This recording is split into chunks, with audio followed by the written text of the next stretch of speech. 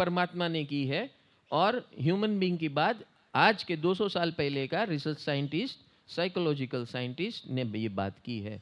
तो आप देखना, जहां पर वस्ती जबरदस्त, यूपी में गए क्या कभी? भाई साहब यूपी से आए तो वो यूपी देखो, और एक आइलैंड पे चले जाओ आप, जहां 2-4 इंसान रहते हैं, वो यूपी में जाओ, मार धाड़ कटाकटी, यहां कट्टे लेकर कापा कापी कहां ज्यादा चलती है? क्यों? कभी सोचा आपने ऐसा क्यों होता है? क्योंकि वहां एकदम घनिष्ठ पॉपुलेशन डेंसिटी बोलते हैं उसे, क्या बोलते हैं? Population density. हाँ, सबसे इंडिया का सबसे ज्यादा बड़ा विस्तार किसका है? यूपी का। और सबसे 1/3 of population stage of India stage in UP. That means इतने से इलाके में, समझ गए? तो अच्छा, अब देखो, रिलेट करो the psychology of a human being. जहां ज्यादा घनिष्ठता होती है वहां क्या होते हैं? घर्षण, फ्रिक्शन होने के चांसेस बढ़ते हैं कि नहीं? Mental friction, physical friction.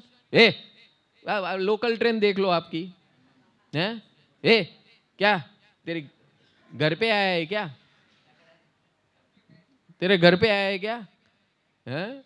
मालूम नहीं पड़ता है क्या क्या कर रहा है, चल रहा है, क्या कर रहा है? हाँ? So can you see this atmosphere?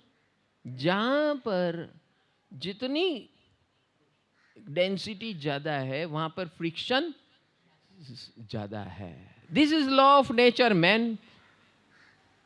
जितने यहां भी इस हॉल में, भले आप इतने सेक्शन में, इतने पूरे हॉल में बैठे ना बिखर के, एक इतने सेक्शन में आप बैठ जाओ, फिर देखो वही इंसान, अभी आप कितने पीसफुली बैठे हैं, अभी सबको इधर इकट्ठे करके इतने स्क्वायर फुट में, चलो सब इधर आ जाओ, या बोलेंगे अभी ये इतना मकान है ना अभी गिरने वाला है तो सब बोलना नहीं पड़ेगा, सब अपने आप आ जाएंगे या भाग जाएंगे, दो में से एक। ठीक है, समझ में आ रहा है? No one wants that density. And वो क्या करता है? सफोकेशन क्रिएट करता है, और वो सफोकेशन से गर्मी पैदा होती है। This is law of nature. समझ में आ रहा है? बॉम्बे में और कलकत्ता में बिहारी लोग, और बॉम्बे में यूपी के जो आते हैं लोग, एक रूम में इतने से, ये भी बहुत बड़ा रूम है, दो रूम हो गया है, तो ये पिलर से लेकर इतनी जगह की बात करता हूँ, तो इतने में 10 आदमी रहते हैं। 4 लोग बैठे हैं ना कुर्सी पर, 1 2 3 4, बस उतना एरिया में है, 10 आदमी रहते हैं, खाते हैं, पीते हैं, सोते हैं, सब कुछ इतने एरिया में करते हैं। Can you imagine that? Bombay में पहले इसी चाल सिस्टम में ऐसा हुआ करता था। आज से 50 साल पहले की बात कर रहा हूं मैं, 40 साल, 50 साल। और आज भी ऐसे बॉम्बे के इलाके आज भी है जहां पर ऐसे लोग जी रहे हैं। ये चाल की बात कर रहा हूं। और झोपड़पट्टी में जाओ तो वहां तो आम है, ये दूर नहीं है, धारावी। समझ में आ रहा है? तो वहां सबसे ज्यादा गुने कहां होते हैं? वाई वाई क्यों होते हैं? Why friction? Why density creates this friction? अभी साइंटिफिक सोचो, वाई दिस लाइक दिस। अच्छा, डेंसिटी बढ़ गई तो फ्रिक्शन क्यों आ रहा है? भाई आप बैठे, यहां बैठे, दोनों बैठे हैं, अभी अभी तो फ्रिक्शन नहीं हो रहा है। क्यों नहीं हो रहा है? और हीट कहां से पैदा होती है? क्यों होती है? तू मैं एयर तो एयर बहुत सफिशिएंट है, ईश्वर ने एयर बहुत दी है भाई। एयर का और हवा का स्पेस, एयर, लाइट, ये सब फ्री में है. पानी, एयर, हम उसके मालिक बन गए, वो अलग बात है. बस यही, ये आज हमारा ये सब बाउंड्रीज हमने जो क्रिएट की है ना, ये मेरा पानी, ये मेरी हवा, ये मेरा देश, ये मेरी धरती, ये मेरा इलाका, ये मेरा घर, ये मेरा फ्लैट, ये मेरी गाड़ी, ये मेरी गाड़ी की पार्किंग. आजकल हाउसिंग सोसाइटी में सबसे बड़ा झगड़ा किसका है? हाँ? नहीं, અમારી જગ્યા છે. કાલે તો મેં પાર કરે, તું ભલે મહિનાથી પાર કર, તારા તને લખીને આપ્યું જ કોઈ તારી છે ભાઈ, હું ઊભી રાખીશ. તો એ રાહ જોતો હોય કે આ કારે કાઢે ને હું ઘુસાવો. this is now go into this incident where this heat is generated and find out the reason of this heat. This is what I want to bring out. ये हाँ,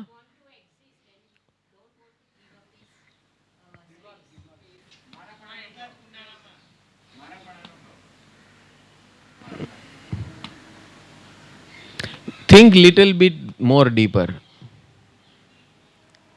ટેકનિકલી સોચો. મારાપણા ને એ બધું શાસ્ત્રોમાં લખેલું છે, નહીં સમજાય. એ મારાપણું તારું પડું હે, જ્ઞાતા દ્રષ્ટા ભાવ, આ બધા ઊંચા ઊંચા શબ્દો છે. પહેલાં આપણે ધરતી ઉપર આવીએ, બેઝિક ફંડામેન્ટલ્સ. હા,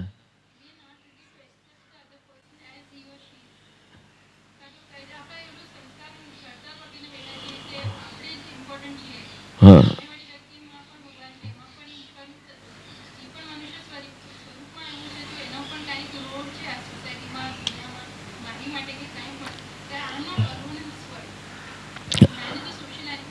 એની સાથે આપણે એટલે કે એકબીજાને રિલેશનમાં આપણે છીએ તો શું કહું. so what is role given by Ishwar to every human being? You are on right track. Now explain the what is the role of every human being given by this role given by law of nature. What is that? Giving Space. Space means what? જગા એટલે શું? Space means what ને જગા એટલે શું? ક્યાં space ક્યાં આપવાની? શરીરમાં ચોટીને રહેવાનું. તો હૃદયમાં એટલે શું?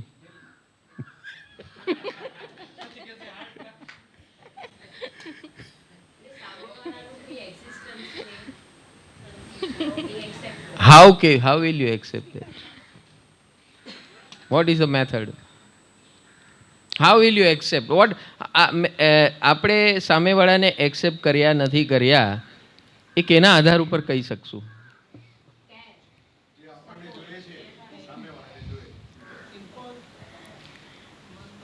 કે બુદ્ધિને સાઈડ પર રાખીને બુદ્ધિથી એને એક્સેપ્ટ નથી કરતા, પણ એનું કંઈ મંતવ્ય હશે તો આપણે કાન લગાવીને સાંભળવાનું કે હા ભાઈ તને ખાલી સાંભળવાનું. નહીં, મમ્મી સાંભળવાનું એટલે ગમે ગ્રહણ એટલું કે કરવાનું. આપણે સાંભળવાનું. હું સાંભળું છું ને તારું. તું મને એમ નહીં પૂછ કે હું કરું કે ન કરું. સાંભળું છું ને તારું. એટલે નહીં, ઉપયોગ અને પછી પ્રયોગમાં પણ લાવવાનું. એટલે કે પહેલાં યોગ કે આપણે જોડાવાનું કોઈની સાથે. એન્ડ આ જો ઉપધ્યાલનું બધા ફોર્મ્યુલા કે યોગ, ઉપયોગ, પ્રયોગ.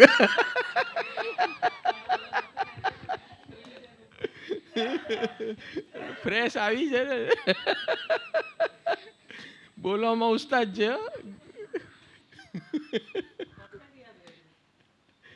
સો let us come to the point now. આ ગરમી ક્યાંથી પેદા થાય છે? સો तीर्थंकर परमात्मा ये बताते हैं कि हर इंसान के अंदर गर्मी कहाँ से पैदा होती है, हर जीव के अंदर गर्मी कहाँ से पैदा होती है. So every जीव and every human being has their field, personal field. That field is given by Ishwar, and no one is the owner of that field except that individual, that entity. समझ में आया कि नहीं आया? Law of nature ने हमको सबको जीव स्वरूप एक सत्ता दी है, सत्ता बोलते हैं उसे, power, in which no one can enter without that जीव्स परमिशन। समझ में आया? हम हर साल जब जब भी प्रतिक्रमण कराते हैं तो ये सबसे पहली बात ये आती है, प्रतिक्रमण मीन्स व्हाट? प्रतिक्रमण इज रिवर्स ऑफ अतिक्रमण। व्हाट इज अतिक्रमण? What is atikraman? Atikraman means I enter others' field without the permission of that entity. बराबर है? करेक्ट? आप उसकी इच्छा विरुद्ध उनके इलाके में कुछ कर नहीं सकते। और ये इलाका किसने दिया है? कोई लैंडलॉर्ड ने दिया है? नहीं। किसने दिया है? लॉ ऑफ नेचर ने दिया है। ईश्वरीय सत्ता बोलते हैं इसे। क्या बोलते हैं? ईश्वरीय सत्ता। और इसके अंदर हमें कैसे रहना है, इसका रास्ता और इसका उपाय आज हमें लेकर जाना है। Are you ready to take that? First understand how it is and then if we start living from today, learning from this constitution of universe, constitution of India भी किसी 10-12 आदमी ने मिलकर डॉक्टर अंबेडकर लीड बनकर कॉन्स्टिट्यूशन बना है, और इसीलिए आज भी सुप्रीम कोर्ट में उसके बारे में झमेले होते हैं। वो 60 साल पहले बना है, 600 साल के बाद ये एब्सोल्यूट हो जाएगा। समझ में आ रहा है कि नहीं आ रहा है? लेकिन ये लॉ ऑफ यूनिवर्स है, शाश्वत है, सनातन है। It is not going, it has never changed yesterday, it is not going to change today, it is never going to change in future. Take it. And there is no partisanism. यहाँ पे इसी को law of nature बोलते हैं। और इसको जो ये ज्ञान जो प्राप्त करता है, जिसके पास होता है, इसी को सम्यक ज्ञान कहते हैं। The definition of सम्यक ज्ञान means it is according to law of nature. यहाँ की न तेरी है न मेरी है, न तेरा दिमाग है न मेरा दिमाग है। हमें दोनों को क्या करना है? इस लॉ ऑफ नेचर के मुताबिक व्यवहार करना है। That is as simple as that. But we don't, nobody has taught us like this and we have never received it like this. No one has shown the path like this, and if anyone has shown, we have not accepted like this. Am I right? अरे बोलो, समझ में आ रहा है कि नहीं? तो आज हम किस लिए आए हैं यहाँ पर? हम आज इसीलिए आए हैं, अपने आप को समझना है, इस सृष्टि को समझना है, मेरा और इस सृष्टि के साथ संबंध क्या है, और ये कॉन्स्टिट्यूशन क्या है जो मैंने नहीं बनाया है। ये कॉन्स्टिट्यूशन क्या है? मैं सृष्टि का अंश हूं। मैं मात्र कौन हूं? I am particle of this universe and I have become what? वो पी निकाल दिया। I am article of this universe. Article यानी नमूना। मैं कौन हूं आज की तारीख में? नमूना हूं। नमूना क्या करता है? अपनी हाँकता है, मैं ऐसा, मैं वैसा, मैं ये मानता हूं, मैं वो मानता हूं, उसको ये करना चाहिए, उसको वो नहीं करना चाहिए, ये करेगा, वो नहीं करेगा, ये करेगा तो मेरे को पसंद नहीं है, ये करेगा तो मेरे को पसंद है, ये सही है, ये गलत है। अरे तू है कौन? तू है कौन? तुझे किसने जज बना दिया भैया? हमारी जितने झगड़े की जड़ है, जितने गर्मी की जड़ है, मेरी मान्यता, I believe like this, I think like this. Your thinking keep in your pocket, man. जो जिसको कराना है, जो करना है, उसको कर चुके हैं। We are all part of this universe. हमेशा ये याद रखना, मैं सृष्टि का अंश हूं, सारी सृष्टि मेरा परिवार है। और and I have no right whatsoever to say you are wrong. I have no right whatsoever to say you are wrong.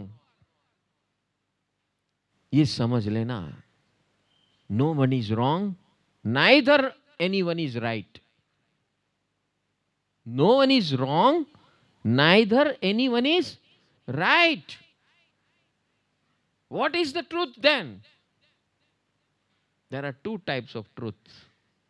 सत्य की दो परिभाषा है, एक सत्य है और एक सत है। एक सत्य है और एक सत है। ये दोनों शब्द एक दूसरे को मिलते जुलते हैं, लेकिन दोनों का अर्थ जबरदस्त है। सत्य इज ऑलवेज वेरिएबल, कंटिन्यूअसली, हर क्षण बदलता है। सत्य हर क्षण बदलता है, सत कभी बदलता नहीं है। कल था, आज है, आने वाले कल में रहेगा। कब तक? इनफाइनाइट, अनंत अनादि, जो यथामेव वास्तविकता है, इसी को सत कहते हैं। और ये सत को ही जो स्वीकार करता है वो है सम्यक ज्ञान। अब समझ में आया? ये समझ में आ रहा है कि नहीं आ रहा है? Are we getting this? हाँ, अभी हमारे घर, हमारे जीवन में आप देख लेना, आज घर पे जाके आप अपने गर्मी के एरिया जोन्स पहचान लो कि इसके साथ मेरा क्या इक्वेशन है, उल्टा सुल्टा क्यों चल रहा है, किसके किसके साथ गर्मी है, वो गर्मी वाले सब जोन का नाम लिख लो। जिसके साथ ठंडी है उसके साथ नाम देखो। आज जो ठंडी है, ठंड रख भाई, अरे ठंड रख। ये ठंड और गर्मी क्या है? टेम्पररी है भाई। जिसके साथ आज ठंड है कल गर्मी हो सकती है, आज जिसके साथ गर्मी है कल ठंड हो सकती है। हैं? उद्धव ठाकरे 30 साल से जिसका विरोध कर रहा था, आज उसके साथ बैठा है, बराबर है। और जिसके साथ बैठा था आज उसका पूरा विरोधी नहीं है। मन तो जानता है, लेकिन समझ में आ रहा है। तो ये वी आर ऑल ट्रांजिएंट्स। क्या बोलते हैं? ट्रांजिएंट्स, परिवर्तनशील। ट्रांजिएंट्स का मतलब क्या है? परिवर्तनशील। मैं परिवर्तनशील हूं, सारी दुनिया परिवर्तनशील है। ये दो चीज का हमेशा स्वीकार रखना है। मैं चेंजेबल हूं, the whole world is changing along with me. कल की बात छोड़, 5 मिनट पहले जो मैं था वो अभी मैं नहीं हूं। 5 मिनट पहले जो आप इस हॉल के अंदर जब प्रवेश हुए, उसके पहले जो आप थे, अभी वो आप अभी भी नहीं है। समझ में आया? ये मैं तो बहुत लंबी बात कर रहा हूं। और भगवान क्या बोल रहे? एक क्षण पहले तू जो था वो अभी तू नहीं है। हाँ, वो हमको समझने के लिए। और वास्तविक सत्य क्या है? सत्य क्या है? सत्य ये है कि एक समय पहले तू जो था वो तू अभी नहीं है। जितने सूक्ष्म में जाओगे आपको लगेगा कि मैं हमेशा पास्ट में जीता हूं, क्योंकि एक समय तो अपने बस की बात ही नहीं है, एक क्षण भी अपने बस की बात नहीं है। हमको तो महीनों के बाद पता चलता है, सालों के बाद पता चलता है, और कभी कभी तो पूरा जीवन पूरा होने के बाद पता चलता है। ऐसे लोग तो हम हैं। हमारी लेथार्जी, हमारा ये ही अज्ञान का स्वरूप है। व्हाट इज अज्ञान? अज्ञान मीन्स नॉट आपके पास जानकारी नहीं है, कि आप अनइन्फॉर्म्ड हो, कि आप होशियार नहीं हो, ये सब छोड़ो। अज्ञान का मतलब ये नहीं कि आप बुद्धू हो, बुद्धिशाली नहीं हो, इसका नाम अज्ञान नहीं है। Law of nature, the way the law of nature works, उसके बारे में आपके पास न जानकारी है, न अनुभव है, न तजुर्बा है। ये है अज्ञान। दिस इज अज्ञान का स्वरूप। It is does not mean, अरे पीएचडी के लोग अभी आप देखो, आप जितने आप पढ़ाई ज्यादा करते हो ना इंटेलेक्चुअली, उतने गुमराह होने के चांसेस बढ़ जाते हैं। क्यों? कि जो अनपढ़ है ना, उसके पास रास्ता एक सीधा सीधा है, मेन रोड। और जो पढ़ा लिखा है ना, उसके पास गली कुच्चे बहुत होते हैं, तो बहाने बहुत बढ़िया बना लेता है पढ़े लिखे लोग, और बहुत बढ़िया से प्रेजेंटेशन करते हैं, क्योंकि उसको सिखाया जाता है how to present, presentation technique. Ramesh भाई जो मुझमा मलकाई presentation, yeah, he has come up from that breed of group, man, well trained MBA and experience of 20 years. He knows how to present at what stage and what platform and what, because he's groomed like that. If you resonate with this video, join our WhatsApp channel. The link is in the description or on our profile. For any queries, feel free to contact us at +91 93216429992, +91 87796966432, +91 93219666813.